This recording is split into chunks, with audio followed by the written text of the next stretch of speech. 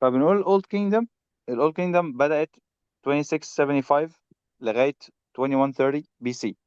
وأهم حاجة إن هي بتتسمى حاجتين مهمين: Age of the Pyramid عصر الأهرامات، والage of the pyramid builders يعني اللي هو عصر الأهرامات أو عصر بناة الأهرام.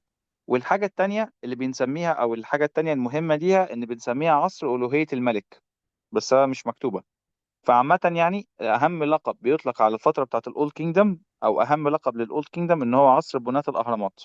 ليه؟ اللي هي because بيراميدز بيلدرز دي. pyramid builders بالظبط age of the pyramids أو the age of the pyramid builders. ليه بقى؟ لأن فيها encompasses the great pyramid builders era، لأن هي فيها الفترة اللي اتبنت فيها الأهرامات الكبرى. The Old Kingdom is تمام. divided into four dynasties متقسمة لأربع أسرات من الأسرة الثالثة لغاية الأسرة السادسة. الشتا. اوكي. مظبوط. مين هم الملوك بتوع الأسرة الثالثة؟ أول حاجة عندنا كينج زوسر أو جاسر. He is the founder of the third dynasty، مؤسس الأسرة الثالثة. The most important king وأهم واحد فيها. تمام. اسمه اللي هو جاسر the bold. الأرابيك وورد إيه ده؟ الكلام ده مش صح. اسم جاسر معناها المقدس. كلمة الجاسر وبتتكتب كده جاسر. تمام. اللي هي باللاتيني يعني. فجاسر معناها the sacred، معناها المقدس، مش معناها the bold. يعني التسمية دي مش دقيقة أوي. مش مهم. derived from the ancient Egyptian language. حلو. طيب. the name نثري غت ده الاسم بقى القديم بتاعه، يعني الاسم بتاع زوسر على الآثار بتاعته نثري غت أو نثري اللي هي تي تحتها شرطة، وغت الاتش اللي تحتها شرطة والتي نثري غت معناها الجسد المقدس. كلمة نثري معناها مقدس أو حاجة إلهية، مقدس. وغت معناها جسد، فهو معنى اسمه الجسد المقدس.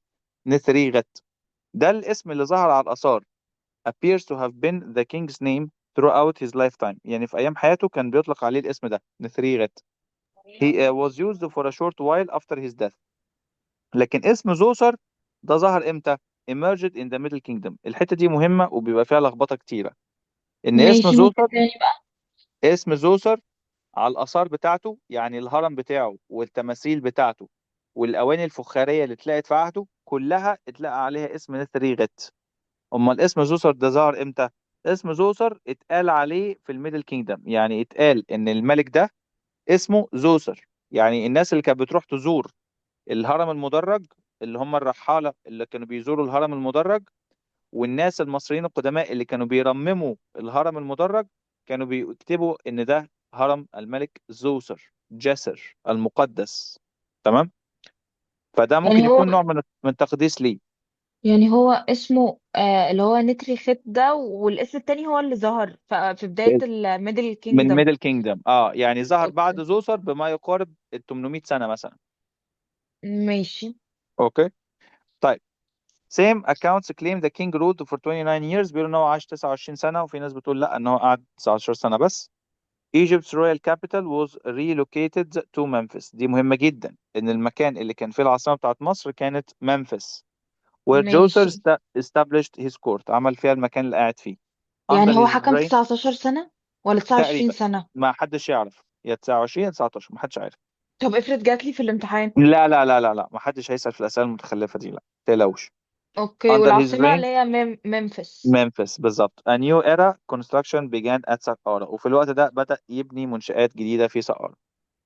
جاسر was اوكي. the first king to settle down in Memphis. دي برضو مهم ان هو اول ملك يستقر في ممفيس، يعني يخلي مكان الحكم في ممفيس.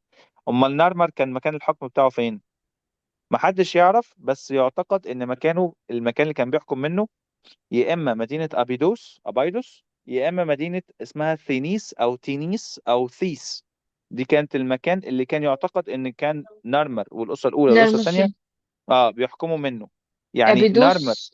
الأسرة الأولى والأسرة الثانية كان في ثلاث أماكن يعتقد إنهم بيحكموا منها. يا إما كانوا مم. بيحكموا من هيراكومبلس اللي تلاقى فيها النارمال باليت، مم. هيراكومبلس. تمام. يا إما في مدينة اللي هي أبيدوس اللي هي اللي كان فيها المدافن بتاعتهم بتاعت الأسرة الأولى والثانية. يا إما في مدينة اسمها ثينيس أو ثيس. مم. ثينيس. ثينيس أو ثيس. اوكي. تمام. طيب. ففي مكان من الثلاثة دول كانت الأسرة الأولى والثانية بيحكموا. لكن المميز بقى ان زوسر عمل ايه؟ هو اول ملك يحكم من منفس. اول اوكي ملك ماشي. يحكم من منفس، هي دي الاهميه يعني بتاعتها. اول حد هو حكم هو زوسر. اول حد حكم من منفس، مش هو اول حد زوسر حكم ايوه. خالص ايوه، في لا لا الاسره انا عارفه الثالثه. مش. ايوه. اه تمام. as the capital which he gave great care. سقارة was the necropolis. طب ايه علاقه سقارة بمنفس؟ سقارة كانت هي المدافن بتاعت منفس، يعني الناس الملوك يعيشوا في منفس ويدفنوا فين؟ في سقارة، في البر الغربي. حلو الكلام. أوكي. ماشي. تمام. he built a مصطبة for himself at بيت خلف. أول حاجة عملها يعني إن هو كان عامل لنفسه مصطبة في منطقة اسمها بيت خلف في المنيا، ودي مصطبة صغيرة مش كبيرة يعني. تمام. one of his most important achievement، لكن أهم إنجاز ليه طبعا هو كان إيه؟ the step pyramid complex، الهرم المدرج بتاعه المدرج. اه بالظبط، ده أهم حاجة هو عملها. اللي بناه له built and designed by the famous architect إمحوتب، اللي عمله الوزير إمحوتب. معنى اسم إمحوتب he who is coming in peace. هو اسمه إي إم حوتب. تمام. القادم في سلام. تمام. مم. اوكي. طيب يبقى إمحوتب كان هو المهندس اللي بنى الستيب بيراميد، وده شكل النكروبوليس او الجبانه بتاعت الستيب بيراميد الكومبلكس. The step pyramid started as a مصطبة. بدأ كأنه مصطبة. مصطبة يعني ايه؟ يعني كتلة حجرية محطوطة على الأرض كده. تمام. تحتيها المدفن بتاع الملك، غرفة الدفن بتاعته. ده كلمة مصطبة أو معنى كلمة مصطبة. بعد كده بدأ يضيفوا مصاطب أصغر، مصاطب أصغر، مصاطب أصغر، لغاية لما اتبنى الستيب بيراميد. حلو الكلام. اوكي. مم. square in shape built but with further additions. ده تزود له شوية زيادات وإضافات reached the well known unique shape، لغاية لما بدأ يظهر في الشكل المميز اللي احنا عارفينه. مم. He ordered several military expeditions. من ضمن الإنجازات بتاعته إن هو عمل شوية حملات عسكرية لسينا where the nomadic tribes والبدوينز dominated to extract valuable minerals، عشان يجيب مع أحجار أو معادن من هناك زي التوركويز والكابر. يبقى بنقول إن هو بعت حملات تأديبية أو بعت حملات لسينا علشان يقمع الناس اللي هناك وياخد الحاجات اللي عندهم. also strategically important to link between Asia and the Nile Valley، وعلشان المكان ده كان مهم لأن هو كان مكان تواصل ما بين آسيا ونهر النيل. He also sent expeditions to Nubia. بعت حملات للنوبة to reinforce the position of Egypt in southern borders، عشان يعني يأكد على السيادة المصرية على الحدود بتاعة مصر في الجنوب. من أشهر مم. طبعا التماثيل بتاعته لايمستون ستاتيو اوف كينج زوسر. تمام. التمثال بتاعه المشهور اللي موجود في المتحف المصري which was found at his complex. اتلقى في جنب الهرم بتاعه في في ماشي. سقارة، واخدوه من هناك ودلوقتي موجود which is now displayed in the Egyptian Museum in Cairo. موجود دلوقتي في المتحف المصري. It is the oldest life size لحظة معلش يا دكتور، هي Egyptian فين statue. الحتة اللي هو مكتوب فيها ان هو كان جنب الهرم بتاعه at his انا بقول لكم، complex دي؟ انا كومبلكس المجموعة بتاعته يعني. بس امم. انا بقول لكم عشان تبقوا عارفين هو موجود جنب الهرم بتاعه بس. اوكي. حلو. والتمثال ده بقى اهميته ايه؟ ان هو اقدم تمثال بالحجم الطبيعي. معلومة مهمة جدا ممكن تجيلكوا في true or false. اقدم تمثال مكتشف بالحجم الطبيعي. يعني ايه بالحجم الطبيعي؟ يعني لو زوسر قام وقف كده من على اللي هو الكرسي ده هيبقى طوله زي طولنا كده عادي. امم. قبل زوسر ما كانش فيه اي تماثيل بالحجم الطبيعي زي كده. امم. جميل. Today on the site in Saqqara where it's found there is a copy. في نفس المكان اللي تلاقي فيه التمثال دوت، في كوبي موجود هناك في نفس المكان. The statue was found 1924 25. طيب نيجي بعد كده للملك حوني. حوني آخر ملك في الأسرة الثالثة. طبعا في ملوك في النص بس مش مهمين. ودي حوني is اخر the ملك في الأسرة الثالثة. مظبوط. حوني is the last king of the third dynasty. According to Turin King list بيقولوا إن هو قعد 24 سنة. حوني كان هو أبو الملكة اللي اسمها حتب حرس الأولى. مين حتب حرس الأولى دي؟ اللي هي كانت زوجة الملك سنفرو، وكانت مامة الملك خوفو. حتب حارس الأولى ممكن نكتب جنبها كده إن هي إيه mother of خوفو. امم. جميل. he اوكي. was the first king to place his name in a cartouche. يعني بنقول إن هو أول ملك يكتب اسمه جوه خرطوشة. تمام. مش متأكد من صحة الكلام دوت بس مش مشكلة. which became more famous than the سرخ. يعني أول واحد يكتب اسمه جوه خرطوشة. عارفين شكل الخرطوشة امم. اللي هو بيبقى عبارة عن شكل بيضاوي كده، البيضاوي، وبيبقى فيه زي خط كده وخط كده، وبيتكتب ايوه. جواه اسم الملك، ايوه خرطوشة. ايوه عارفين. تمام. فبنقول ده بدل السرخ. امال ايه السرخ؟ يعني ده الخرطوشة اهي، دي الخرطوشة. امال ايه السرخ؟ السرخ اللي هو الشكل بيبقى عامل زي مستطيل، تمام، وبيتعمل زي شكل واجهة القصر او بوابة القصر كده بتاعة الملك، تمام، وبيتكتب امم. هنا اسم الملك، يعني مثلا ملك جد او جر، تمام. فبيتكتب هنا تمام. اسم الملك موجود جوه المستطيل دوت، بيبقى اسمه سرخ، وفيه علامة حورس بيبقى واقف من فوق، حورس بيبقى واقف من فوق السرخ دوت. جميل. فبدل السرخ بدأ يكتب اسمه جوه خرطوش. بس ده مش معناه ان الملوك ما بقوش يكتبوا اساميهم في سرخ، لا، كانوا بيكتبوا اساميهم في سرخ وفي خرطوش الاتنين مع بعض. لكن حوني هو اول ملك يحط اسمه جوه ايه؟ خرطوش. جميل. رأيي بقى بيقول ان هو بنى هرم في ميدوم. ده رأي خاطئ، بس مش مشكلة، يعني ممكن تمشوها. يعني الاكتشافات الحديثة بتقول لا، ان هو ما كانش الهرم بتاعه، ده كان الهرم بتاع سنفرو. بس انا اعتبرها ايه، لسه تمام. يعني ايدج اوف فيوم بس 80 كيلومتر جنوب القاهرة. تمام. سنيفرو ده اللي احنا خدناه المرة اللي فاتت صح؟ سنفرو اللي لسه جاي. اه احنا امال المرة اللي هما. فاتت امم. اخدنا خاصخم وي، صف واخدنا اه. نرمر. اوكي اوكي. ماشي. طيب، فميدوم، بنقول ان ميدوم في منطقة الفيوم 80 كيلومتر من القاهرة. وبنقول ان هو مات قبل ما يكمله، فاللي كمله له ابنه اللي هو سنفرو. جميل. طبعا محدش عنده دليل على ان سنفرو كان ابن الملك حوني، بس ايه، دي هو جدعنة كده ازاي من ابنه؟ اه ما اه هو اه, ازاي آه. ابنه وهي زوجة الملك اصلا سنيفرو لا، اللي ما هي هو مراته؟ عادي. ده عادي، عادي ان العيلة المالكة تتجوز من بعضها، ما فيش مشكلة. بس هي الفكرة ان هو ما كانش ابنه، احنا متأكدين من ده 100%. ليه؟ لان هو اسمه اتكتب على ان هو بدأ أسرة جديدة، فما كانش اه. المصريين هيعملوا كده لولا ان هو اكيد ما كانش ابن حوني. يعني لو فممكن. جالي في مثلا صح وغلط، هو ابن حوني فعلا ولا لا؟ بصوا اقول لكم على حاجه، انتوا خدوا الكلام اللي مكتوب هنا ده على ان هو مسلم بيه وامر واقع، بس انا بقول امم. لكم حاجه من عندي زياده. ايوه ماشي. اوكي. اوكي. فلو مش يعني يا عايزيني سوسن. اجود، لو مش عايزيني يعني يا اجود انا سوسن. ممكن ما اجودش. يعني لا يا لا سوسن. عادي، انا احنا بتأكد بس. ملناش دعوة باللي الدكتور بيقوله. هو بيقول لنا الحقيقة، لكن اللي مكتوب احنا ده اللي مضطرين نمشي عليه، فاهماني؟ ايوه ايوه فهمت. بس يعني لو جالك ماشي يا هتقولي رب. اه صح هو ابنه، بس وهو مش ابنه. اه، امم. زي ما برضو الهرم بتاع ميدوم ده بتاعه، بس هو مش بتاعه في مش الحقيقه بتاعه. يعني. ايوه فهمت. بالظبط. فانتم اوكي. مالكوش دعوه بالتجويد بتاعي اهو. انا همسح الايه، همسح الحاجات اللي انا عاملها دي. اه، وبتاعت الجاسور دي اللي مكتوب الجاسور دي ما اعرفش جابتها منين الجاسور دي. ما فيش مراجعة بكره بربع دكتور جنيه أصلا. مي. اه انا بكره دكتور مي اصلا. لا لا لا لا لا لا، ما فيش يعني اللي هو، يعني سبحانك يا رب، يعني بيجيب الكلام ده، ما اعرفش بيتجاب منين وبيتقال ازاي، بس يلا مش مهم.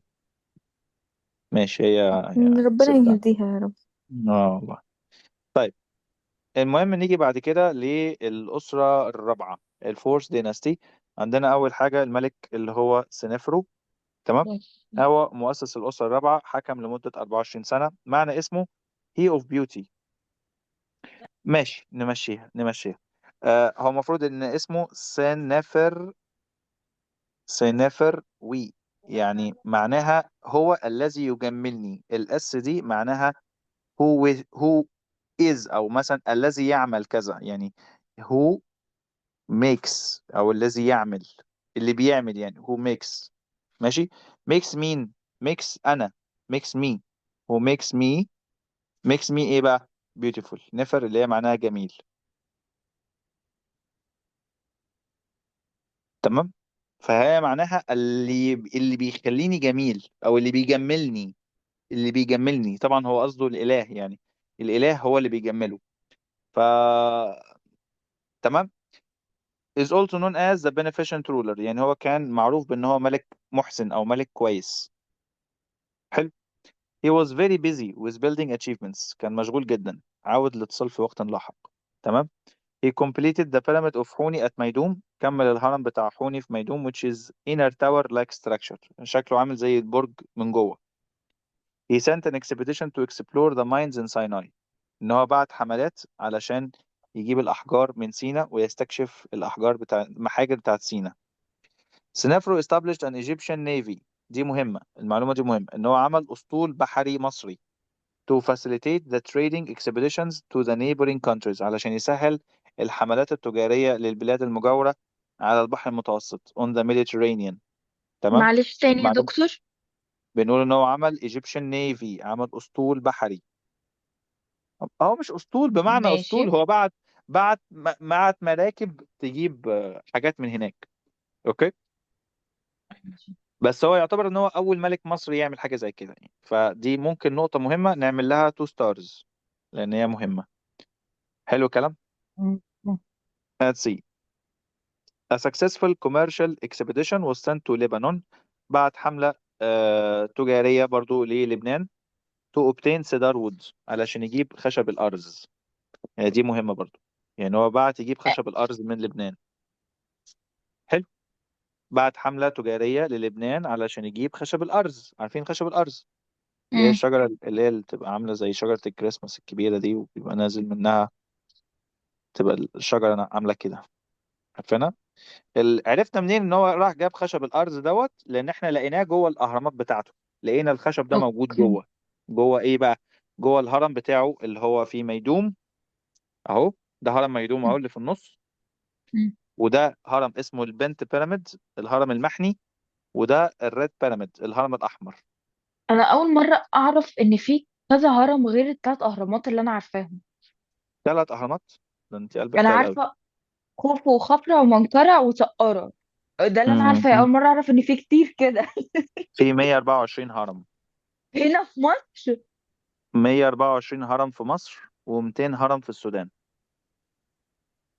اوكي. كل ده بجد؟ ماشي. اه كانوا مشغولين قوي. طيب يبقى ده هرم ميدوم اهو. حلو. وده مم. الريد بيراميد وده البنت بيراميد. جميل. دول ال3 اهرامات اللي عملهم سنفرو. ماشي. عمل الهرم الاحمر. ايوه. والهرم الايه تاني؟ محني البنت بيراميد. ماشي. وميدوم. وهرم ميدوم. بنقول ان هو بعت حمله للنوبه والليبيا.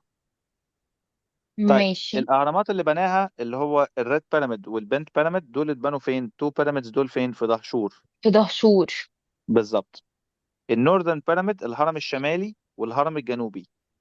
الهرم الجنوبي اللي هو اسمه الفولس او اسمه البنت بيراميد. طبعا دول اهم حاجات في الدرس بتاع سنفرو كله.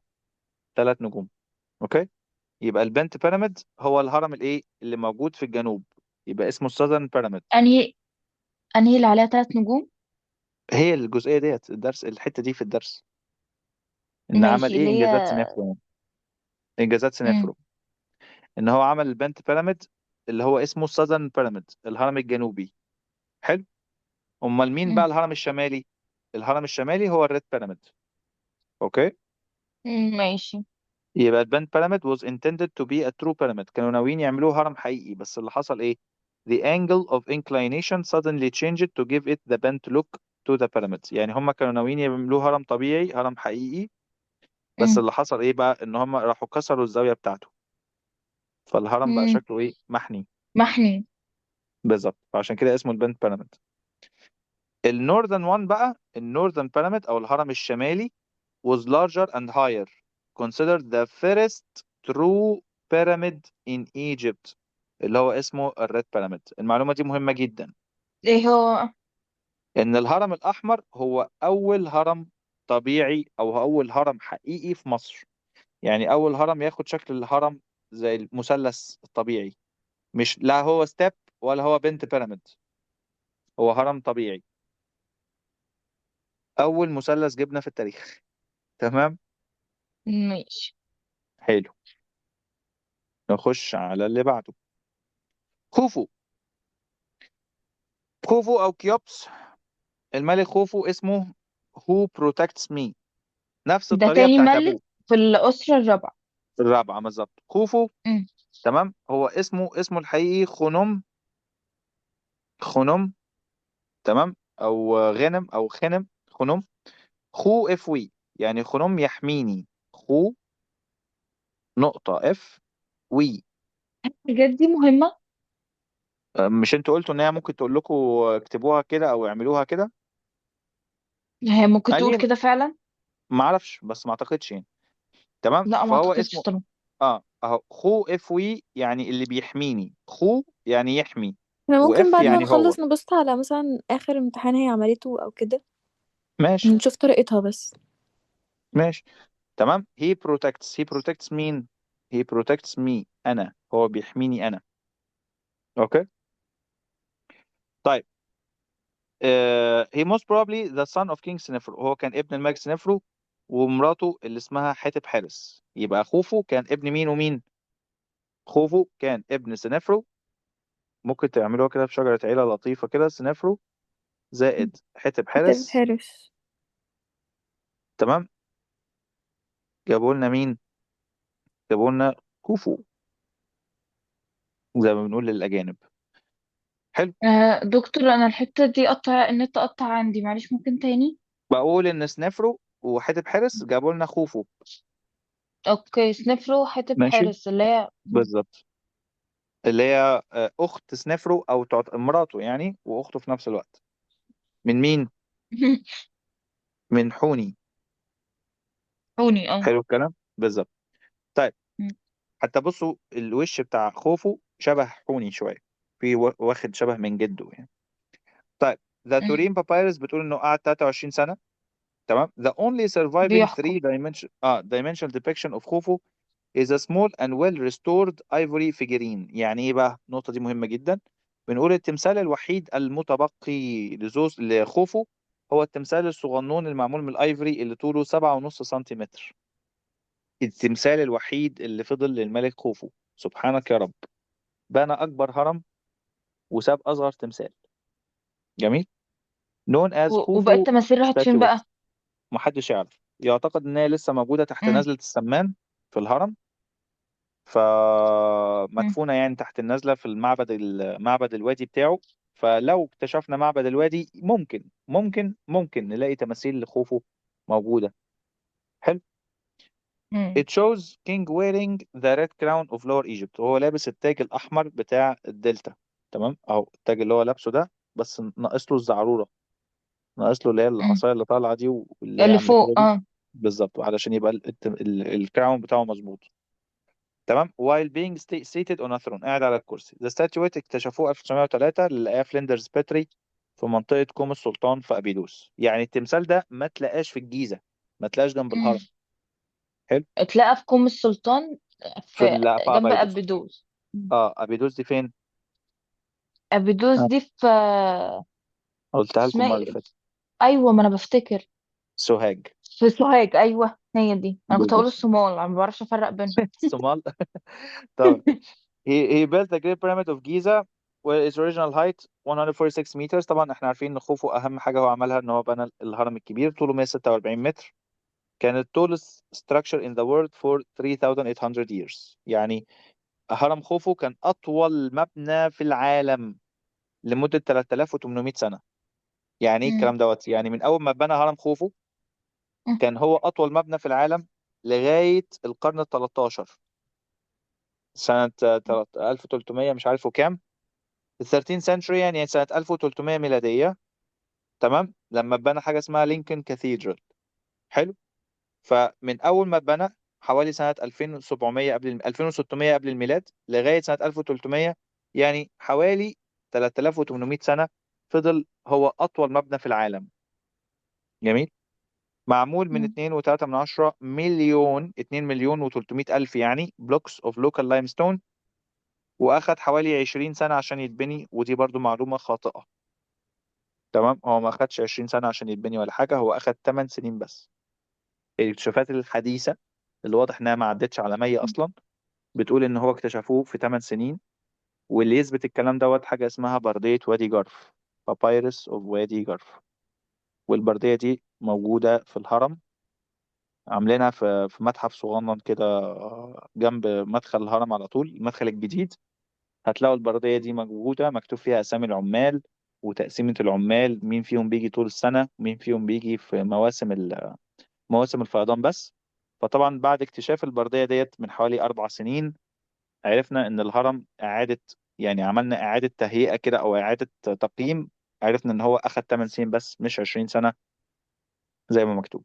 برضو دي معلومة جانبية ليكم.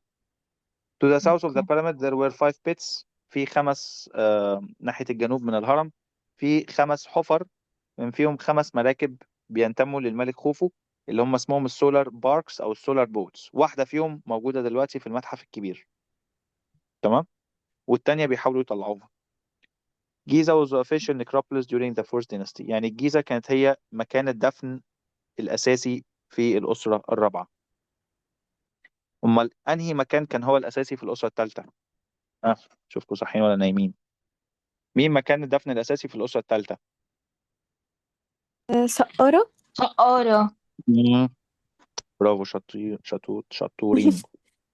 طيب اللي بعدها خفرع. خفرع أو كفرن. خفرع كان ابن الملك خوفو، حكم لمدة 29 سنة. الاسم بتاعه he shines as رع، تمام، لأن هو اسمه خع دكتور نقطة معلش، اسمه ايه؟ اف خلاص. رع. نعم. عايز أسأل سؤال. هو المكان الدفن بتاع الأسرة الرابعة فين؟ ما هو بنقول أهو الجيزة. الجيزة. مم. الأسرة الثالثة في سقارة. ماشي. أوكي. خع اف رع يعني هو يشرق زي رع، تمام. مم. قاع يعني يشرق، واف يعني هو، ورع اللي هو رع إله الشمس. اوكي. طيب بنقول ان هو بنى الهرم التاني اللي موجود في الجيزة طبعا. ارتفاعه 134 متر، بس هو دلوقتي 136 لان هو نقص شوية من طوله. مم. seems to be higher. المعلومة دي مهمة، بنقول ان هو شكله يبان اكبر من الجريت بيراميد. ليه بقى؟ it was built on a higher ground. مبني على أرضية عالية. it is believed that he is the builder of the Great Sphinx. هو اللي بنى أبو الهول، تمام. known in ancient Egypt as حورس in the horizon. يعني الاسم القديم لأبو الهول حرق مآخذ أو حورس في الأفق. السفنكس دوت measures 60 متر. مساحات أبو الهول يعني 60 متر طول، 20 متر ارتفاع، والعرض بتاعه الويدث بتاعه حوالي 2.5 متر. ده العرض بتاع التمثال. يعني هو 60 في 20 في 2.5. 60 في 20 في 2.5، تمام. هو المفروض يعني تتكتب بشكل احسن من كده شويه. هو المفروض 60 في 2.5 في 20. 60 طول، 2.5 عرض، في 20 ارتفاع. حلو الكلام. حلو. يبقى 60 ده الطول بتاعه، 2.5 ده العرض بتاعه، ال 20 اللي هو الايه الارتفاع اللي هو الهايت الاتش بتاعه، ده الويدث، ده الطول او اللونج ال. تمام. alright. الستاتيو represents human face. وش اسد، سوري، وش بني آدم وجسم أسد. human face lion body. طيب تاني حاجة مهمة للملك خفرع هو التمثال بتاعه الدايورايت. تمثال معمول من حجر الدايورايت اللي اتلقى في الفالي تمبل وديسبلايد in the Egyptian Museum. اللي هو التمثال بتاعه اللي موجود على 10 جنيه. عارفينه؟ تمثال الملك خفرع اه اللي موجود على ايوه. عارفين. 10 جنيه، ال 10 جنيه القديمة اللي وراها ايوه. ايوه. حورس. تمام. نيجي بعد كده لمنكورع.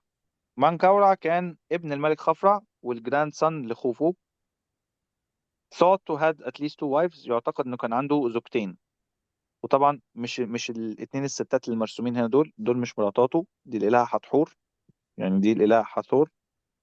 والست اللي الناحية التانية دي كانت واحدة من آلهة الأقاليم. اوكي. دول مش اوكي. مراتاته اللي في التمثال ده يعني. طيب مانيتو بيقول ان هو قعد لمدة 63 سنة، وده طبعا رأي مبالغ فيه. جميل.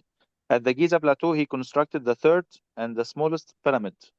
برضو خلي بالنا من الكلمة دي لأن هو ما كانش the smallest pyramid. هو المفروض the smallest of the three. يعني لما نيجي نصحح المعلومة ديت هو the smallest. of the three pyramids اللي هو من اه الثلاثة the, اللي هو بتاع خوفو وخفرع ومنكو. أيوة. أيوة the smallest of the three in جيزة. حلو. خوفو، خفرع، منقورع هو أصغر الثلاثة، لكن ارتفاعه أصلا قريب من ارتفاع هرم زوسر، فهو واحد من السبع أهرامات الكبار في مصر كلها. أوكي.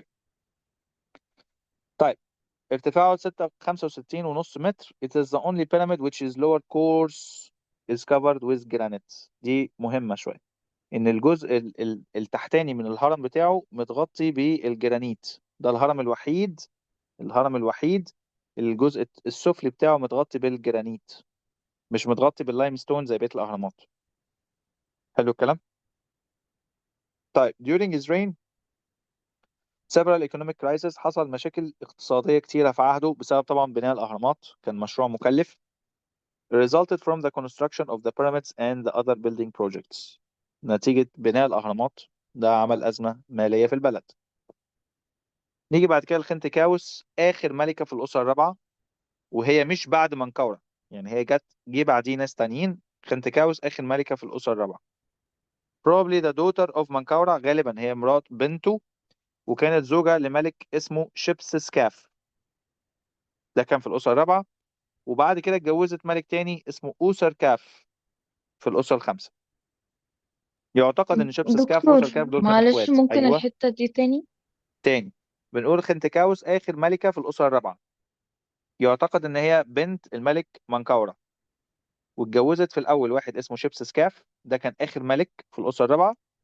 وبعد ما مات اتجوزت أوسركاف اللي يعتقد إن هو كان أخو شيبسسكاف. أوكي.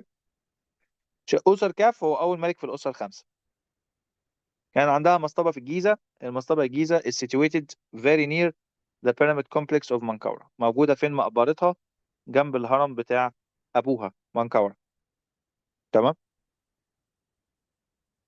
نيجي بعد كده للأسرة الخامسة، the fifth dynasty. الأسرة الخامسة rather well known when compared to the previous dynasty، يعني بنقول إن هي كانت مشهورة بالمقارنة ببقية الأهرامات، ببقية الأسرات. Archaeological sources confirm the existence of every king mentioned by Manitou, King Liz. كل ده مش أي لازمة. Egyptian society has seen some notable transformation improvements during this dynasty. يعني المجتمع المصري شهد شوية تحولات وشوية استقرار. increasing influence، دي بقى مهمة. ايه بقى التغيرات اللي حصلت؟ ان بدأ يبقى فيه نفوذ للكهنة بتوع هليوبلس. يعني في الفترة دي بدأ يزيد قوي عبادة الإله رع. جميل. حتى بدأ الموضوع ده يزيد من أيام الملك خفرع. خفرع اسم رع موجود في اسمه، خع افرع، منكورع من كورع. حلو. فاللي حصل ان بعد كده ده معناه ان الكهنة بتوع إله الشمس بدأ النفوذ بتاعهم يزيد في البلد. وده ظهر في الأسرة الخامسة جدا. ليه؟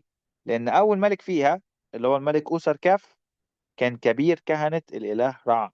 فين؟ في هليوبلس. هليوبلس اللي هي مدينة الشمس، اللي هي المدينة اللي كان بيعبد فيها الإله رع. حلو. طيب the foundation of this dynasty gained a legal significance according to narrative found in papyrus Westakar أو Westakar papyrus. دي مهمة بقى. عرفنا منين عن الأسرة الخامسة؟ عرفنا عنها من بردية اسمها بردية وستكار أو بردية وستكار. إيه بردية وستكار دي؟ بردية وستكار بتحكي قصة عن كيوبس. كيوبس دوت اللي هو خوفو. قصة خوفو وإيه؟ الماجيشنز. The story of خوفو and the magicians. خوفو والسحرة. القصة بتاعت خوفو والسحرة دي بتحكي إن هيجي ملوك magical birth of the first three kings of the fifth dynasty. أوسركاف، سحورع، نفر إير كرع. يعني إيه الكلام دوت؟ يعني إحنا اكتشفنا بردية. البردية دي لقاها واحد أو اشتراها واحد اسمه وستكار، ده راجل من بره مصر. واستكار لما فتح البردية وقعد يقراها لقى فيها قصة باسمها إيه؟ قصة خوفو والسحرة. تمام؟ قصة خوفو والسحرة دي بيقول فيها إن في 3 ملوك هيتولدوا، والثلاث ملوك دول اسمهم أوسركاف وسحورع ونفر كرع. يبقى سؤال كده للأذكياء فقط، البردية دي اتعملت أيام مين؟ خوفو ولا اتعملت أيام أوسركاف؟ لا، اتعملت ايام خوفو، لان هيجي بعدها ملوك اللي هم اسر كاف وكده. يعني خوفو في ناس وهم قاعدين معاه اتنبؤوا بان هيجي 3 ملوك بعديه بحوالي 100 سنة، فيبقى نفترض ان البردية دي اتعملت ايام خوفو. مم. مش عارفة. اه اه. لا، هي يعني اتعملت هم كده ايام اسر كاف. ايوه اتعملت ايام اسر كاف. ليه اتعملت ايام اسر كاف؟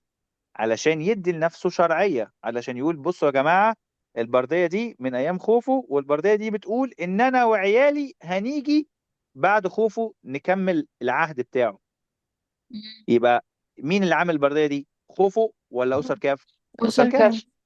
اسر كاف. تمام. تمام. حلو.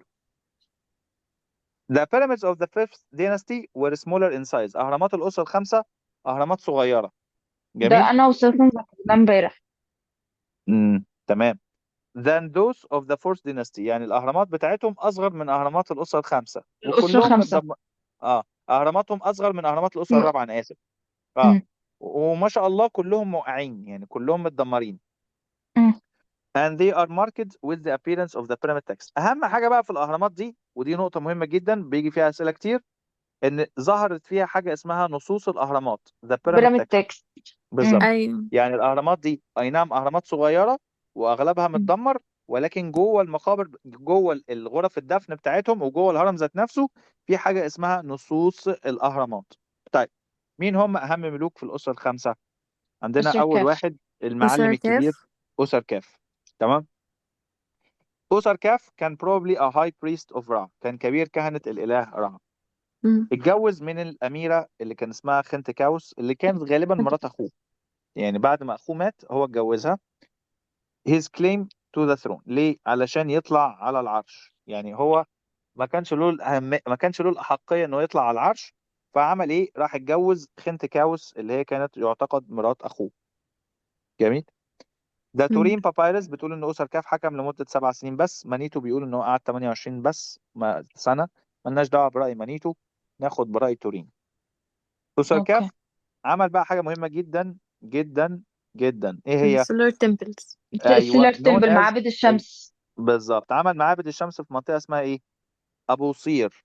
فين ابو ابو سير. قير دي؟ few kilometers north of سقارة، اوف شمال سقارة. سقارة. الظريف بقى ان الناس دول، ان الاسرة الخمسة دول عملوا حاجة مهمة جدا، ان هم عملوا ايه؟ returned back to سقارة. رجعوا مم. يدفنوا تاني فين؟ في سقارة. وسقام. يعني ما كانوش بيدفنوا فين زي في الاسرة الجيزة. الرابعة؟ في برافو. في الجيزة. الجيزة ما كانوا كانوش. بيدفنوا في الجيزة. ايوه لا، قالك ايه؟ الجيزة دي بتاعت الاسرة الوحشة اللي فاتت، احنا امم هندفن نرجع هندفن في تاني سقارة. ندفن في سقارة. بالظبط. فهم زي رجعوا الأسرة يدفنوا تاني الثالثة زي الأسرة والأولى الثالثة. والثانية. لا لا، الأولى والثانية احنا قلنا في أبيدوس. في أبيدوس، الثالثة في الجيزة. لا، الثالثة في الثالثة في سقارة. سقارة. سقارة. الرابعة في الرابعة في الجيزة. الجيزة. خمسة في سقارة. اوكي. خمسة وستة بعد في كده سقارة. كله هيرجع يتدفن في سقارة. خمسة وستة. اوكي. تمام. طيب. This temple was constructed with a raised platform، يعني المعبد بتاعه ده معمول على أرضية عالية. platform housed an altar، كان فيها مكان بيتحط عليه الأوفرينجز القرابين. position directly فين؟ in front of a mound، محطوط قدام تلة. التلة دي مم. stood a broad and comparatively short obelisk، يعني كان في مسلة موجودة فوقيه. المسلة اللي هي الأوبليسك اللي هي بتبقى عبارة عن إيه؟ زي إيه؟ خازوق طويل كده. تمام. ده بيبقى مم. واقف على زي بلاتفورم، منصة كبيرة. ده بيبقى هو الأوبليسك. حلو. المسلة دي بترمز لإله الشمس، أو واحدة من الرموز بتاعت إله الشمس. فهم كانوا بيعملوا الأوبليسكس ديت علشان تمجيد لإله الشمس. طبعا الأوبليسك دي اوكي. وقعت، مبقتش موجودة، بس في أوبليسكس تانية بس بترجع لأيام الأسرات اللي جت بعد كده، زي الأسرة 18. حلو. طيب، ده شكل الهرم بتاعه. الهرم بتاع أسر كاف موجود نورث ايست اوف ذا بيراميد اوف زوسر، يعني في شمال شرق هرم زوسر. أسر كاف بيلت هيز بيراميد كومبلكس، عمل الايه؟ الهرم بتاعه نوردن مم. سقارة. الهرم ده اسمه الهرم المخربش. المخرب. ذا رويند المخربش، بيراميد. ايوه. مكتوب بالفرانكو. ايوه. مخربش. طب ما نقول ذا سكراتشد. ايه مخربش دي؟ يعني ماشي. انا في الامتحان اكتبها المخربش. اه اكتبي لها المخربش، اكتبيها لها اوكي. بالفرانكو. اعمليها 5 بفرانكو. مخربش. ذا ذا ruined pyramid. حلو. امم. ماشي. ده فيمس هاد التمثال بتاعه بقى المشهور اللي احنا شفنا صورته فوق ده، اللي بيخص الملك أوسر كاف، موجود، معمول من الشست وموجود في المتحف المصري. تمام. اكتشفناه امم. جوه السولار تمبل بتاعه. يعني هو نيجي. اكتشفوه في السولار تمبل اللي هو عمله. آه. اه اللي هو بس ايوه. عمله اه دلوقتي هو موجود في هو في المتحف Egyptian اه المصري. Museum. اللي هو ده. اوكي. حلو الكلام. ايوه. وطبعا الطاقية اللي هو لابسها فوق راسه دي، ده الريد كراون، التاج الأحمر. امم. نيجي بعد كده ايوه. لجاد كارع. جاد مم. كارع كان واحد من الناس الأواخر يعني. according to Reed Papyrus حكم مدة 28 سنة. The 20 high سنة. officials continued. في عهده كبار الموظفين بدأوا ياخدوا more power during his reign. الهاي نفوذهم، officials. ايوه. كبار الموظفين بدأ يبقى ليهم دور ويبقى ليهم نفوذ ويبقى ليهم ايه سلطة يعني. من اشهر الحاجات اللي حصلت في عهده، واحد اسمه بتاح حتب. بتاح حتب. وايز مان كتب. او سيج. ايوه. بتاح حتب كان شخصية مشهورة في التاريخ. ليه؟ لأن هو ألف حاجة اسمها أحكام أو نصائح famous instructions or maxims. عمل نصائح اسمها نصائح بتاح حتب أو تعاليم بتاح حتب. الظريف إن تعاليم بتاح حتب ديت اوكي. عبارة عن إيه؟ زي نصائح بيقدمها بتاح حتب لابنه، تمام، علشان يمشي بيها أو يعيش بيها.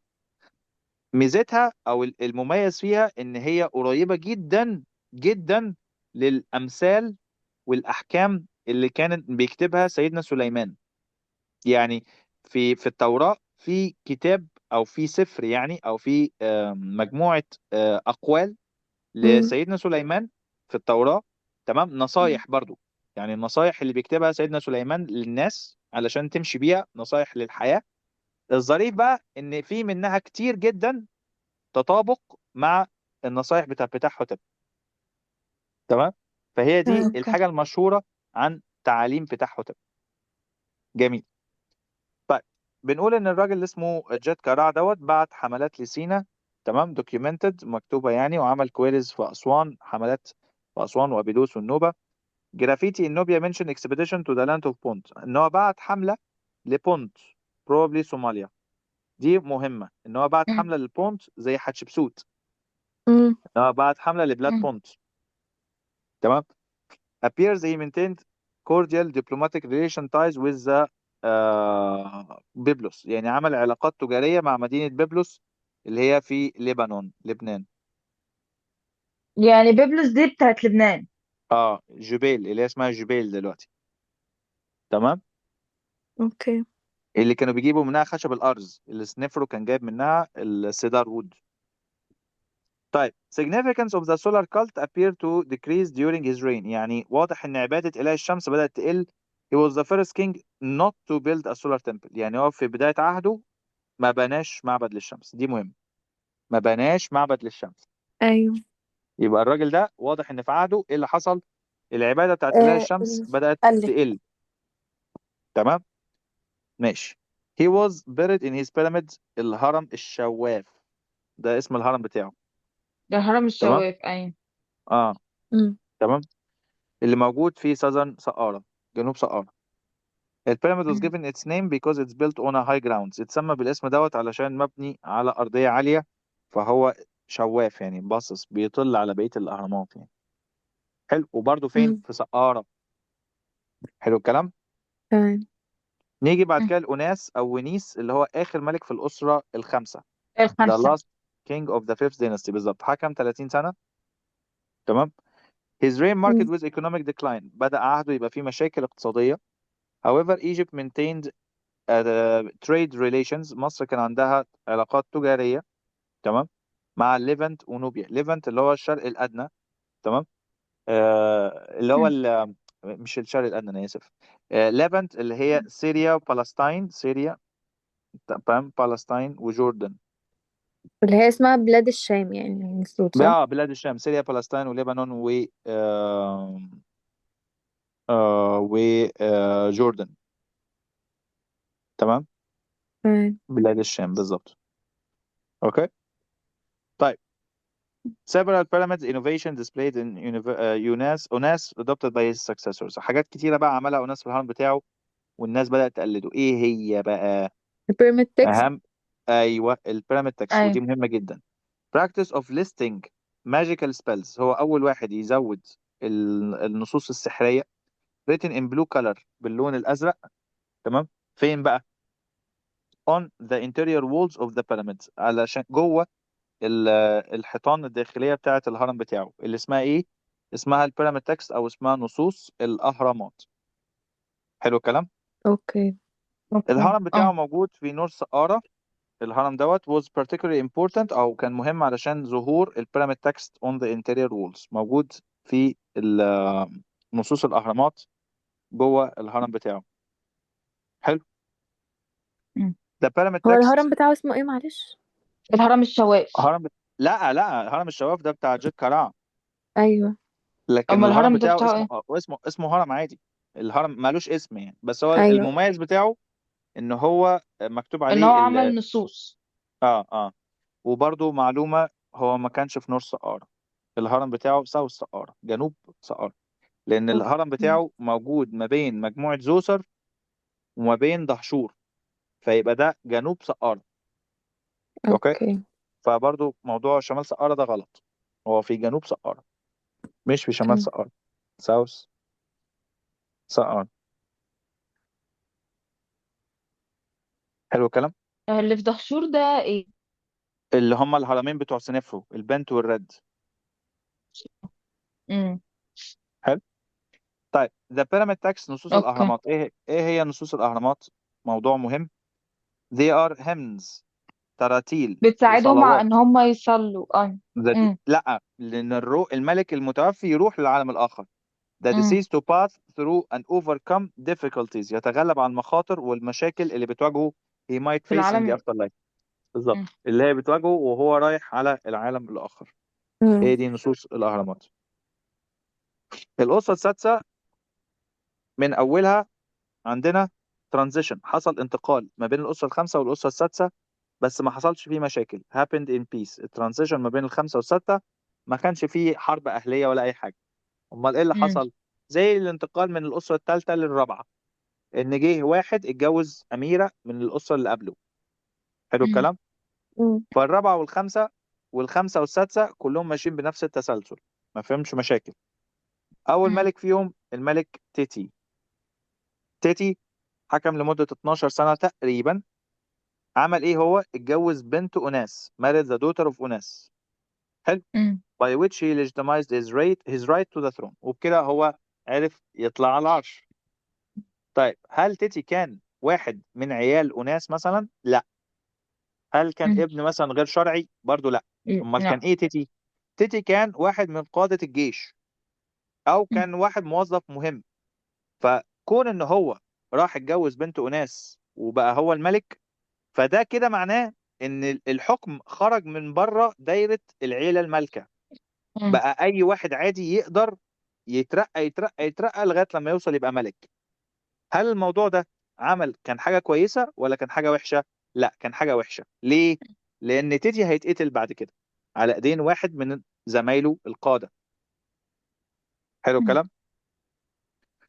He had several other wives، كان عنده زوجات كتير. names of different queens mentioned different places. تمام. طبعا احنا ايه ما بنحبش النميمه، فمش مش هنعلم الحته دي. during his reign the high officials، اهو بقى كبار الموظفين built different funerary monuments rivaling the monuments of the pharaoh، يعني بدأوا كبار الموظفين يبنوا آثار يعني شكلها أفخم من الهرم بتاع الملك والآثار بتاعت الملك، زي المقبرة بتاعت ميريروكا اللي قصاد الهرم بتاع تيتي على طول. يعني قصاد هرم تيتي في مقبرة حجمها يقارب حجم الهرم بتاع تيتي، المقبره امم. بتاعت الوزير ميريروكا.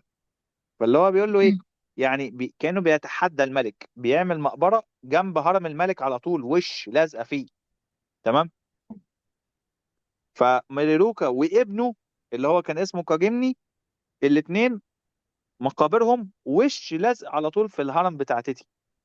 تمام. امم. طيب he had trading policy with Byblos and Nubia. كان عامل علاقات تجارية مع بيبلس والنوبة. عمل الهرم بتاعه في سقارة. it contained the pyramid text. وجوه الهرم بتاعه في نصوص الأهرامات. أهرامات. مانيتو بيقول إن هو he was murdered. اتقتل by his guards. واحد من العساكر بتوعه الحرس. which may lead to civil disorder. ممكن يكون عمل إيه؟ عمل مشاكل داخلية. تمام.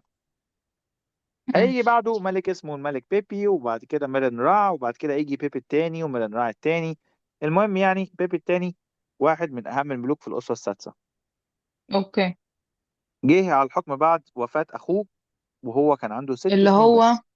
بيبي اللي هو التاني. أخوه اللي لا لا قبله لا، ده. اسمه ميرن رع. لا لا، مش اللي قبله، مش تيتي. امم. اللي قبله، الملك اللي قبله كان اسمه ميرن رع تقريبا. ميرن رع امم. الأول. جميل. كان عنده 6 سنين بس، ودي موضوع، وده حاجة مهمة جدا. ليه بقى؟ الناس بتفتكر ان توت عنخ امون هو اكتر واحد حكم وهو سنه وهو صغير. صغير. ما يعرفوش ان في بيبي التاني حكم وهو عنده 6 سنين. توت عنخ آمون حكم وهو عنده 8 9 سنين سنين. تقريبا، 8 سنين اه. اه. اه. لكن بيبي حكم وهو عنده 6 سنين. اتقتل كلم. صح؟ لا، بيبي التاني قعد فترة طويلة قوي لا اصلا. لا، توت عنخ آمون اتقتل. لا، ما اتقتلش. لا لا، دي نظرية غلط، نظرية غلط. هنتكلم عليها لما نوصل لها. ماشي. تمام. هناخده. اه، هناخده في الاسره 18. ماشي. تمام. فالراجل ده حكم وهو عنده 6 سنين ومات وهو عنده 94 سنة. امم. تمام. يعني سوري، انا اسف، حكم 94 سنه، يعني ممكن يكون مات وهو عنده 100 سنه. طبعا امم. الموميا بتاعته مش موجوده، فمش هنعرف نحكم هل هو فعلا مات في السن دوت ولا لا. جميل. بس هو يعتبر اطول واحد حكم مصر. امم. 94 سنه. حلو الكلام. His reign is considered the longest. اطول فتره the king ever ruled in both ancient and modern history. اطول واحد حكم سواء في تاريخ مصر القديم او في تاريخ مصر الحديث. تمام. طبعا اتجوز جوازات كتيرة جدا، يعني هو ما كانش بيعمل حاجة في حياته غير ان هو كان بيتجوز. والهرم بتاعه موجود في سقارة. عمل ايه بقى في ال 94 سنة دي؟ بلح ولا حاجة. بنقول ان هو ولا حاجة. بعت حملات للساوث headed by the governors of Elephantine, the most famous of which was حرخوف. يعني بعت حملات للجنوب بقيادة واحد اسمه حرخوف. حرخوف ده بقى عمل ايه؟ كتب في المقبرة بتاعته قصة لطيفة قوي. كتب ايه بقى؟ اي حرخوف mentioned in his autobiography that he brought to the king in the second year of his reign. يعني الملك لما كان عنده 7 سنين تقريبا، او امم. لما بقى عنده 8 سنين، جاب له امم. ايه؟ جاب له هدية. ايه الهدية اللي جابها له حرخوف؟ جاب له بيجمي. بيجمي يعني ايه؟ اللي هو الناس القصيرين، دورف. حلو. جاب له بيجمي. واحد أزعة. جميل. امم. بس مش أزعة، مش قصير لان هو عنده عيب خلقي، لا. البيجميز ناس طبيعتهم قصيرين، مش امم. أقزام. القزم ده بيكون مثلا عنده مشكلة في رجليه، فبيكون حجمه، جسمه الفوقاني عادي لكن حجم رجليه قصير علشان عيب خلقي. لكن البيجميز دول هم ناس موجودين في أفريقيا، هم جسمهم ما بيطولش أكتر من كده. يعني أجسامهم متناسقة بس هم نفسهم قصيرين. يعني هم ناس أزعة كده. حتى الناس الكبار في السن هم قصيرين. يعني طولهم لا يتعدى ال 120 سنتي أو 150 سنتي. طولهم ما امم. بيزيدش عن كده. فالناس دول في مصر كانوا يعني ايه؟ كانوا عاملين ترند كده. كانوا هم دول يعني كانوا حاجة كده واو. الناس كانت بتحب تتفرج عليهم جدا، وكانوا بيقدروهم جدا جدا، بيعتبروهم حاجة كده ايه، زي من عجائب الدنيا، حاجة كده غريبة. تمام. فلما كانوا الناس دول يعيشوا في مصر، كانوا بيعتبروا كأنهم زي آلهة، زي كهنة للآلهة. يعني كانوا بيعتبروهم حاجة مهمة جدا، بيقدسوهم. تمام. فالمهم ان حرخوف وهو في الرحلات بتاعته قابل ايه؟ قابل بيجمي من البيجميز دول. راح اخده وبعته بعت جواب للملك بيقول له ايه؟ بيقول له انا جايب لك بيجمي هدية مني ليك. تمام. بمناسبة ايه؟ عيد ميلادك الثمانية. عندك 8 سنين، تحب اجيب لك ايه؟ قال له تحب اجيب لك ايه؟ تمام. انا جايب لك معايا بيجمي، جايب لك راجل قصير. عارف اللي هو داخل على الملك في عيد ميلاده ببيجمي. تمام. فجايب له البيجمي ده هي ليه؟ الناس زمان كانت متخلفة طيب ولا أنا بيتهيألي؟ ما هي دي بقى النقطة ده يدل على ايه؟ يدل على ان الملوك في الفترة دي ضاعت هيبتهم، ما بقوش آلهة على الارض ولا حاجة، ده عيل كانوا اهبل. مجانين. عيل اهبل فرحان بهدية ان هو جاي له ايه؟ جاي له بيجمي. بيج مي. تمام. فهو بعت له بيجمي to amuse the king and this is logic because the king at that time was a child. ما هو طبيعي يعني، احنا طفل، الملك طفل صغير، فطبيعي ما مبسوط بقصة بان هو جاي له بيجمي يعني. He was also مم. informed us that the king was very happy with the pygmy. يعني الملك بعت له جواب بيقول له خلي بالك من البيجمي وهو يقع منك من المركب. بعت له جواب بيقول له كده. ده هما تمام. كانوا مجانين بجد والله. لا عادي، ما هو عيل صغير زي ما كانوا مثلا دلوقتي. مختلين. مش مسألة كده، هو مسألة ان ده طفل صغير. حلو، طفل صغير مبسوط بهدية جايه له. تمام، وبالنسبة له دي حاجة واو. زي مثلا لما تجيب عيل صغير واقول له انا هجيب لك كلب، الكلب ده لونه اخضر مثلا يعني. تمام. فهو بالنسبه له حاجه غريبه وحاجه جديده. فبما ان الملك ده طفل صغير، المفروض فيه هيبه للملك، فيه هيبه. مم. بس هو ولا هيبه ولا خيبه، مم. فراح بعت لحرخوف، بعت له جواب ومختوم بختم الملك بيقول له خلي بالك من القزم واوعى يقع منك، مم. ووصله لي سليم. تمام. حرخوف يقع طبعا منه. اخذ الجواب ده ونقل القصه بتاعته كانها عمل له كوتيشن، يعني هو نقل الجواب ده على الحيطان بتاعه المقبره بتاعته كنوع من الشرف.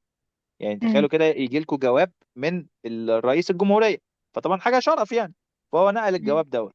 طبعا الجواب ده وضح لنا ايه؟ ان هيبه الملوك كانت خلاص انتهت، ما عادش الملك هو الاله على الارض ولا حاجه.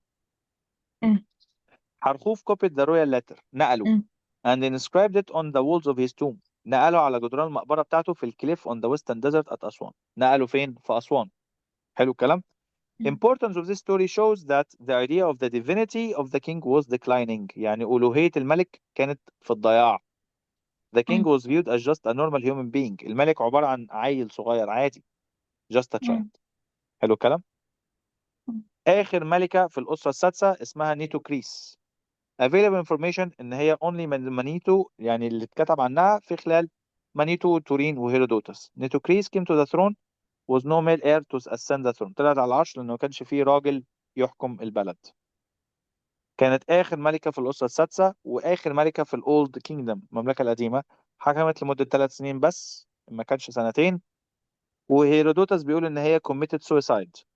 طبعا هي ليها قصة، ما اعرفش ليه ما بيحكوهاش يعني. بس هي كان القصة عبارة عن أسطورة مش قصة حقيقية، ان هي كانت بتنتقم لاخوها معلش وجوزها. ممكن أسأل سؤال؟ اسالي سؤال. هو مكتوب إن هي she is the last ruler of the. 6 أوكي. ديناستي، أوكي اخر ملكه في ماشي. الاسره السادسه والمملكه وحكمت القديمه. أقل من ثلاث سنتين او سنين 3 سنين. about سن... اه. حلو. وانها كوميتد سويسايد. ليه كوميتد سويسايد؟ تمام. ليها قصه كده لطيفه، قصه بتقول ان هي كانت عايزه تنتقم من الناس الامراء اللي قتلوا اخوها. السؤال اللي هو جميل. مين بقى؟ اخوها اللي هو ميرن راعي التاني، تقريبا ميرن راعي التاني. حلو. مم. فعملت ايه؟ راحت جمعت كل الامراء دول اللي هم اللي هم قتلوا اخوها، جمعتهم عملت لهم عشوه حلوه كده. جميل. العشوه الحلوه دي كانت عاملاها لهم فين؟ كانت عاملاها لهم في اوضه على النيل، يعني في القصر كده. عملت اوضه الغداء تبقى باصه على النيل. حلو الكلام. مم. وهم قاعدين بياكلوا وبيشربوا والدنيا لطيفه. تمام. راح ايه اللي حصل؟ لقوا الارض تحت رجليهم مليانه ميه، والميه عماله تعلى تعلى تعلى تعلى. كأن ايه الارض، كأن في ماسورة ميه ضربت في المكان. الأرض. تمام. اكتشفوا ايه بقى؟ جم يفتحوا الباب عشان يخرجوا، لقوا الباب ما بيفتحش. مم. اتاريها عملت فيهم ايه بقى؟ عملت فيهم ريد ويدنج كده، زي نظام جيم اوف ثرونز. عملت ايه معاهم؟ عملت الأوضة دي بأنفاق توصل على النيل على طول. مم. فلما اتجمعوا كلهم راحت قفلت عليهم الأبواب وسدوها، وخلت الأوضة فتحوا الأنفاق، فالمية بدأت تخش على الأوضة، مم. فكل اللي فيها غرقوا. الأمراء كلهم غرقوا. طبعا حاجة كده إيه، زي مذبحة المماليك كده مملكة، بتاعت القلعة. أيوة لسه كنت هقول لك. هي زي مذبحة محمد علي القلعة كده. فعلا. بالظبط. تمام. فماتوا كلهم. بعد ما ماتوا طبعا هي كانت عارفة إن إيه، أهاليهم وبقية الأمراء مش هيسيبوها في حالها. راحت عملت إيه؟ committed suicide، اتكلت على الله. حلو الكلام. ودي يعني كانت ايه قصة committed نيفوكيدز. suicide؟ يعني عملت ايه؟ انتحرت موتت نفسها. انتحرت؟ يعني اه هي بعد ما قتلتهم انتحرت؟ اه دي مريضة فعليا.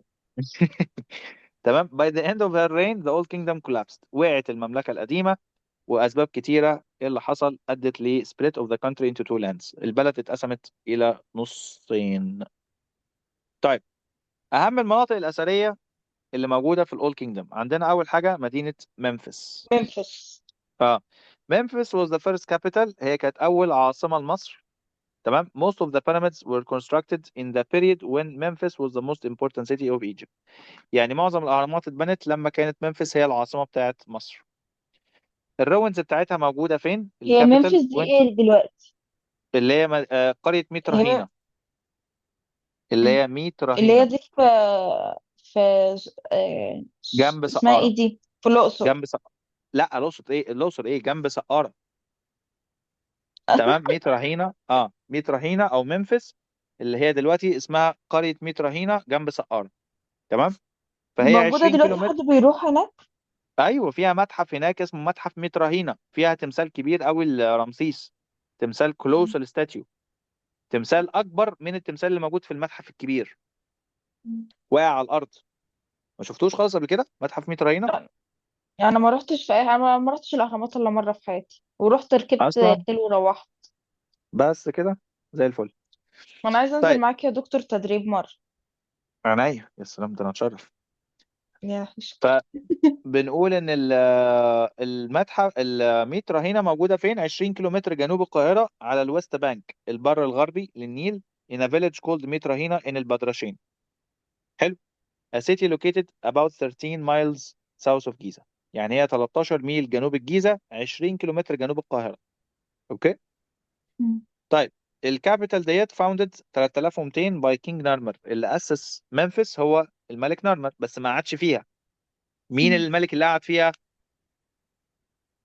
اللي قعد في منفس؟ ايوه اللي استقر في هو منفس. ها، اللي هو اللي احنا مين؟ لسه اللي واخدينه هو حالا. زوسر. زوثر. تمام. يبقى نارمر هو اللي أسسها، نارمر هو اللي عمل ايه؟ فاوندد منفس، هو اللي أسسها اوكي. فاوندد. حلو. لكن مين استقر فيها؟ زوسر هو اللي عمل ايه؟ settled in Memphis. م. حلو الكلام. طيب، تمام. it was the capital of Egypt during the Old Kingdom، كان أكتر إله بيعبد فيها اسمه الإله بتاح.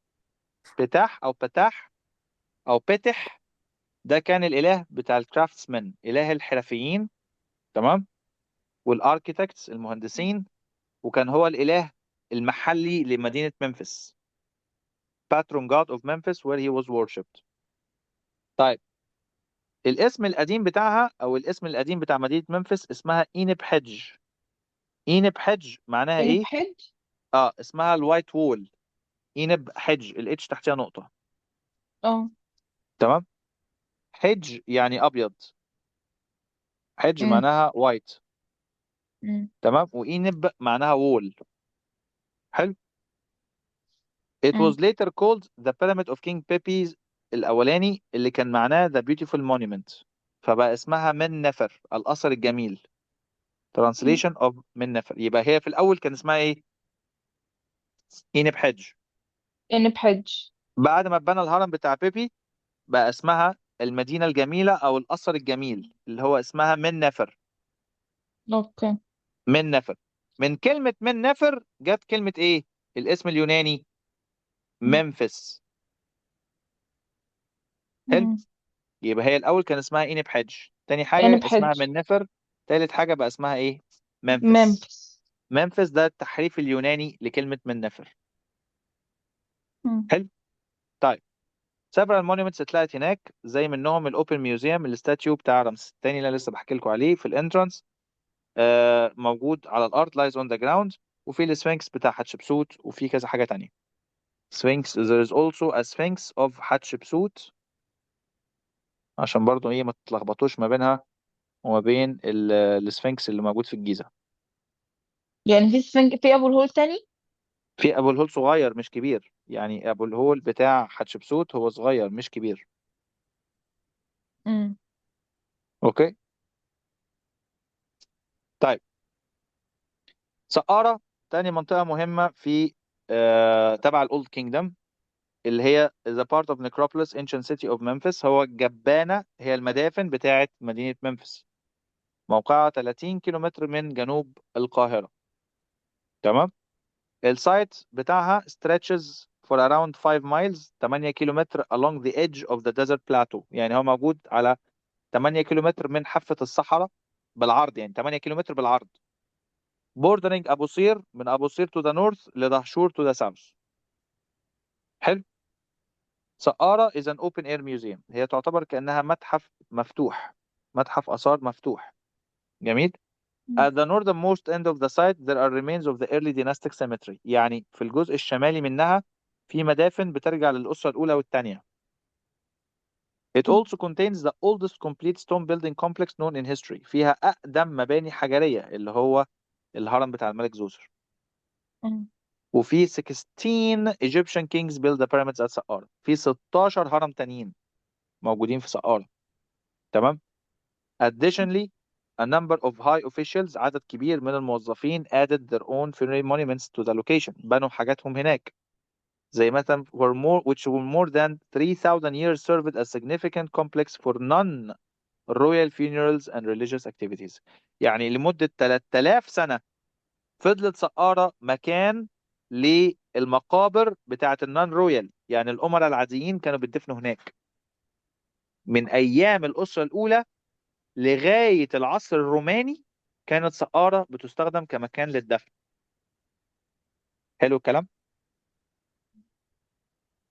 The name of the site is most likely derived from the name of god سكر أو سكر. سكر ده كان الإله بتاع المدافن هناك، which was known Egyptian god of the necropolis، من آلهة المدافن، وكان هو الإله من الآلهة بتوع منفس. سكر أو سكر. تمام. ده كان الإله اللي جات منه كلمة سقارة. حلو. الظريف بقى ان كلمة سكر او سكر كان بيترسم على شكل ايه؟ على شكل صقر، على شكل فالكن، زي حورس. حلو. الظريف بقى ان كلمة سكر دي اللي جت منها كلمة ايه بالعربي؟ ها. ها. فالكون دي اللي هي حورس. اللي هو الصقر. مم. والاله اسمه ايه؟ صح. سكر. ها. ايه. يعني هو اسمه ايه الراجل؟ اسمه ايه الاله؟ سكر. مش سكر، سكر. ايوه هو ده. وبيتعمل على شكل ايه؟ صقر. صقر. فجت منها كلمة ايه بالعربي؟ حورس. حورس.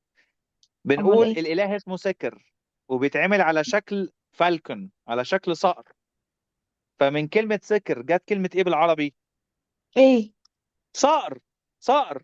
فالكون، صقر بالعربي، صقر. ايوه ماشي، ما انا عارفه، انا بحسب من كلمه تانية. سقارة. سقارة، سكر، سقارة، صقر. صقر. فكلمة صقر بالعربي جت من كلمة سكر، الإله سكر اللي هو سكر أو صقر. يعني اللي أنا عايز أقوله إن كلمة صقر بالعربي أصلها كلمة سكر، اللي هو اسم الإله اللي كان بياخد شكل الصقر. اه فهمت. فهمت الفكرة؟ اه فهمت. هو سكر، حتى الكيل تحتها نقطة دي بتتنطق على إن هي قاف، فبيتنطق امم. على إن هو صقر. صقر أو صقر، زي العربي صقر. فهمت الفكرة؟ فهمت. طيب. جيزة. الجيزة كانت هي ثالث أكبر مدينة في مصر بعد مدينة القاهرة والإسكندرية. تمام. located on the west bank of the Nile، موجودة في غرب النيل 20 كيلو متر جنوب غرب القاهرة. حلو. واحدة من أهم المدن في العالم جيزة بلاتو، علشان هضبة الجيزة اللي فيها مدافن الأسرة الرابعة. فيها الجريت بيراميد، اللي هو الهرم الوحيد أو المبنى الوحيد من السيفن وندرز of the ancient world is located there. المبنى الوحيد من عجائب الدنيا السبعة القديمة اللي لسه موجود surviving example. يعني عجائب الدنيا السبعة القديمة كلهم راحوا ما عدا هرم الكبير. تمام. وخلي بالنا من حاجة، إن الهرم الكبير هو بس اللي من عجائب الدنيا السبعة، لكن هرم خفرع مش من عجائب الدنيا السبعة. تمام. ولا هسيبكم منقرة. بقى، ولا منقرع ولا زوسر. مم. وهسيبكم بقى تدوروا تعرفوا ليه هرم خوفو هو اللي يعتبر الجريت بيراميد، وهو اللي ليه يعتبر من عجائب الدنيا السبعة. طب ليه؟ قول لنا والنبي، فضولي كلني لا انتوا دوروا. والنبي يا طيب، دكتور. هو كل حاجة انا اللي اقولها، انتوا دوروا. بالله عليك يا دكتور، والله المصحف فضولي كلني. طب استنى والله هعرف. دوروا عليها انتوا مع بعضيكم. The site also includes the mastabas، يعني جوه الجيزة في مصاطب، والتومز بتاعت الريلاتيفز، مقابر القرايب والهاي اوفيشالز بتوع الملك، as well as temples، وفي معابد forming parts of the complex زي المورشي temple والفاي temples، معابد جنائزية ومعابد الوادي اللي كان بيتعمل فيها التحنيط بتاع الملك. Today Giza provides a wide window of the world's earliest كل ده هكس مش أي لازمة، carved painting مش عارف إيه social classes. ده كده بالنسبة للأولد كينجدم. نيجي لعصر الانتقال الأول أو الفيرست intermediate period، الأسرة السابعة للأسرة العاشرة. الفيرست intermediate period is an era which followed the old kingdom، هي الفترة اللي جت بعد الأولد كينجدم وجت قبل الفترة بتاعت الميدل كينجدم في الإيجيبشن هيستوري. الفيرست intermediate period given the era by the 19th century، يعني القرن ال 19 قبل الميلاد، 19th century BC علشان الناس ما تتلخبطش. ال 19th century BC يعني حوالي سنة 2000 قبل الميلاد. اوكي. not by ancient Egyptians. It spans حوالي 125 سنة. قعدت الفترة دي 125 years، اللي هي الأسرات 8 9 10 وجزء من الأسرة ال 11 دي كانت العصر الانتقال الأول. Particularly from the early years of the reign very little monumental evidence has survived، يعني ما تبقاش آثار كتير من الفترة ديت. During the turbulent first and middle period two rival power based controlled almost equal amounts of Egypt، يعني في الفترة دي كان في منطقتين هما اللي بيتصارعوا على النفوذ في مصر. ونتيجة طبعا للمشاكل دي during the time temples were pillaged، المعابد كانت بتنهب، assaulted، artwork was defaced، التماثيل كانت بتدمر، the statues of the monarchs were smashed or destroyed، وتماثيل الملوك كانت يا إما بتتدمر يا بتتشوه. عرفنا الكلام ده من حاجة اسمها بردية إيبوور، the إيبوور بابايرس، دي مهمة جدا. بردية إيبوور اللي موجودة دلوقتي في ليدن ميوزيوم في هولندا accurately هما captures ليه the واخدينها في هولندا؟ اللي لقاها سرقها بس.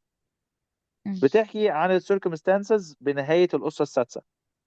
large numbers of Bedouins from the east، عدد كبير من القبائل البدوية في الشرق في سينا يعني، invaded the nation، قعدوا في الدلتا، began to terrorize the populace، بيرهبوا الناس. central authority collapsed، ما عادش فيه ملك يحكم البلد. all which contributed to the general condition of disorder، ده عمل مشاكل وعمل قلبان في البلد. الأسرة السبعة first intermediate period بتبتدي ببداية الأسرة السبعة اللي كانوا بيحكموا من مدينة منفس، مش معروف عنهم كتير. only historical account عن طريق مانيتو بيقول لنا في الايجيبتياكا في الكتاب بتاعه، بيقول ان في الفترة دي بتاع. بي... بيقول ايه، ان الأسرة السبعة دي كان فيها 70 ملك حكموا لمدة 70 يوم. 70 ملك في 70 يوم كأنهم كونسل، زي كل يوم يعني واحد زي بيحكم يعني ولا ايه؟ زي فكرة مجلس الشعب، يعني كانوا مم. عاملين مجلس للقادة. most likely اوكي. an exaggeration، طبعا ده مبالغ فيه to convey the chaos عشان يبين الفوضى اللي كانت موجودة. دي في الأسرة اللوجيك السابعة اه حكم 70 ملك في 70 يوم. ايه بقى، ان كان في كونسل، كان في مجلس مستشارين 70 واحد، اوكي.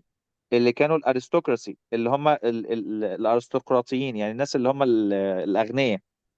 كان في منهم كتبة وبريستس وهاي اوفيشالز وبرنسز وأمراء. مم. تمام. طبعا النظام ده ما عجبش المصريين. This type of administrative system was not accepted أو was new in Egypt، كان جديد في مصر. For this reason the seventh dynasty collapsed، انهارت الأسرة بعد 70 يوم. The ancient Egyptians would had never agreed to these terms. جميل. مم.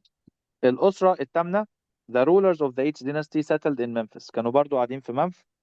They are claimed to be descendants of the sixth dynasty. يعني هم كانوا أحفاد للأسرة السادسة زي ما كانوا بيقولوا يعني. Little is known about this dynasty. Very little textual evidence. يعني ما فيش أي دليل نصي أو أثري بيتكلم عن الفترة ديت. وغالبا قعدت من 25 ل 40 سنة. طبعا دي دي فترة بسيطة قوي طويلة. دي. لا بالعكس، 25 ل 40 سنة دي فترة طويلة. قصدي الأسرة الحتة بتاعتها التاسعة. قصيرة. الكلام اه بتاعها يعني مفيش حاجات حصلت فيها كتير. لا ما هو امم انتوا مش هيجيلكوا أسئلة في الحتت دي أصلا يعني. خلاص. أصلا. الأسرة التاسعة take over of the ninth dynasty seems to be violent. يعني الأسرة التاسعة غالبا كان الموضوع فيه شوية عنف. إن في امم الأسرة التاسعة اتعملت في مدينة اسمها هيراكليوبلس ماجنا. يعني الأسرة دي ظهرت في هيراكليوبلس اللي هي مدينة إهناسيا دلوقتي في أسيوط. تمام.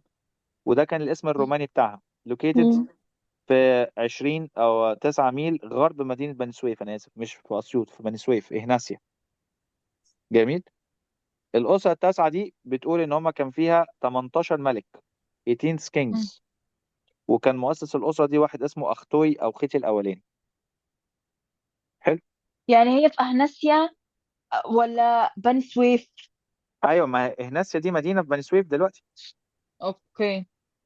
حلو الكلام. امم طيب بعديها بنقول الأسرة العشرة. الأسرة العشرة كانت استكمال للأسرة التاسعة. في الفترة دي كان في فوضى كبيرة complete chaos lost the central authority ومفيش سلطة في البلد. امم الرولرز بتاعها ruling from إهناسيا بيحكموا من إهناسيا اللي كانوا هم جايين منها. من امم بداية الأسرة العشرة بقى ظهرت أسرة تانية قوية في طيبة. باورفول فاميلي. فين بقى ظهرت؟ من طيبة. طيبة. تمام. بدأوا يتنافسوا مع حكام إهناسيا consider themselves the rightful heirs. شايفين نفسهم هم الولاة الشرعيين أو الولاة اللي هم كانوا اللي ليهم المفروض الحق ان يحكموا هم البلد. يحكموا. ليهم الحق ان هم يحكموا البلد. تمام. The beginning of the 11th dynasty was a contemporary with the late 10th dynasty. يعني الأسرة ال 11 هي استكمال للأسرة العشرة. أو يعني اللي كانت، يعني الأسرة ال 11 دي كانت هي في نفس التوقيت اللي ظهرت فيه الأسرة العشرة. اللي كان بيحكمها واحد اسمه إينوتاف. كان هو اسمه بدأ ايه؟ يعمل إيه؟ إينيوتاف أو إينوتاف كان هو انيوتف. اللي بدأ اليونيفيكيشن أو هو بدأ التوحيد بتاع مصر. وكمله بعد كده منتخ الثاني اللي هو ملك في الأسرة ال 11. Should be noted that while the 10th dynasty still active, the 11th had already been established by Inutef. يعني لما كانت الأسرة العشرة مكملة في إهناسيا، ال 11 كانت شغالة عادي لوحدها في طيبة وأسسها طيبة. إنوتف. بدأوا يتنافسوا اوكي. الاتنين مع بعض يعني ويحصل. مؤسس الأسرة ال11 اونيتاف. أيوه. امم وهما الاتنين كانوا شغالين مع بعض في نفس ذات الوقت وهما الاتنين كانوا بيتنافسوا مع بعض. تمام. بنهاية طبعا الأسرة العشرة وبداية الأسرة ال 11 يبتدي عندنا الميدل كينجدم اللي كينجدم، هي الأسرة اه الوسطى. المملكة الوسطى اللي هي بتضم ايوه ايوه. الأسرة ال 11 وال 12. وال12 بس ميدل كينجدم بز- 11 و12 بس. بالظبط. اوكي. تمام.